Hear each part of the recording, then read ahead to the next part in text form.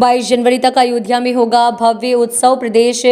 24 news आपके लिए लाया है उन कार सेवकों की अनसुनी दास्तान जिन्होंने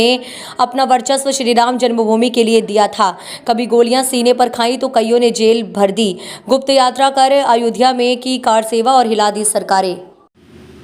विष्णु खत्री जी उस समय की स्थिति और परिस्थिति के बारे में वर्णन करेंगे।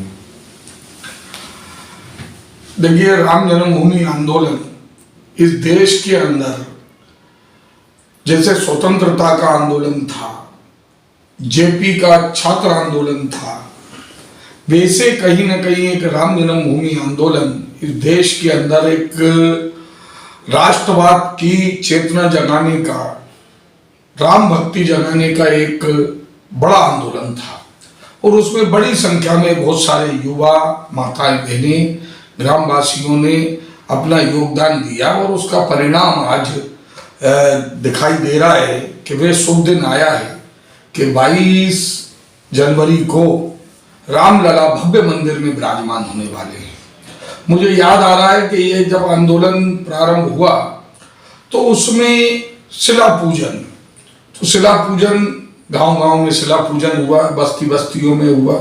और उस समय हम लोग एक गीत दोहराते थे,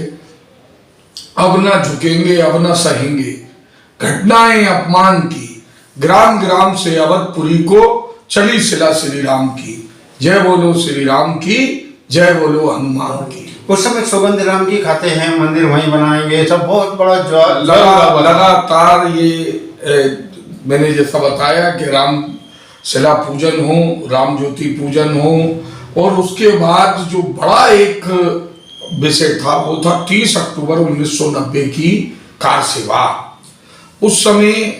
उत्तर प्रदेश में मुलायम सिंह का शासन था और मुलायम सिंह ने ये कहा था कि परिंदा भी पर नहीं मार पाएगा अयोध्या में। और उसी समय सोमनाथ से अयोध्या तक की माननीय लाल कृष्ण आडवाणी जी ने रथ यात्रा प्रारंभ की थी। उसे बिहार के अंदर समस्तीपुर में उसको लालू की सरकार ने रोक दिया था। उस समय में अपने भोपाल के हमारे साथियों के साथ हम 22 लोग गुप्त वाहिनी में अयोध्या के लिए गए थे और वहाँ लखनऊ के बाद में बसों थोड़ा उल्टी दिशा में बस में बैठकर और फिर घाघरा के किनारे किनारे पैदल चले थे और अपनी पहचान छुपा करके हम कार सेवक हैं, क्योंकि जैसे ही कोई भगवा दुपट्टा डाले या किसी भी प्रकार का कोई चिन्ह देखकर तो ट्रेनों में उतार लिए जाते थे, लोगों को बसों में उतार लिया जाता था और बड़ा कठिन दौर था। और उस सारी सुरक्षा व्यवस्था और उसके बाद भी बड़ी संख्या में कार सेवक अयोध्या पहुंचे। तो हम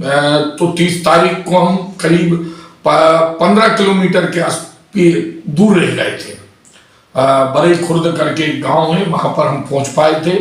और उसके बाद जानकारी मिली कि चूंकि उस समय दूरदर्शन पर भी जो है सरकारी सेंसर था तो बताया गया कि कार सेवा नहीं हुई है, लेकिन वहाँ पर 2 कार सेवक शरद कोठारी और राम कोठारी वहाँ ऊपर चढ़ गए थे उस पे गुम्बद पर और भगवा ध्वजा उन्होंने फहरा दी थी। और फिर उसके बाद में 2 नवंबर को वहाँ पे कार सेवकों पे मुलायम सिंह सरकार ने गोलियां चलाई थी, बड़ी संख्या में कार सेवक वहाँ मारे गए। लगातार उसके बाद ये आंदोलन चलता रहा और फिर 6 दिसंबर 1992 को जो कार सेवा हुई उसमें फिर ये ढांचा गिरा और उसके बाद फिर न्यायालय और ये सारा प्रकरण जनता जनार्दन के सामने है और वे शुभ दिन आ गया है कि अब रामलला जो है अपने मंदिर में विराजमान हो रहा है और कार सेवकों की सौगंध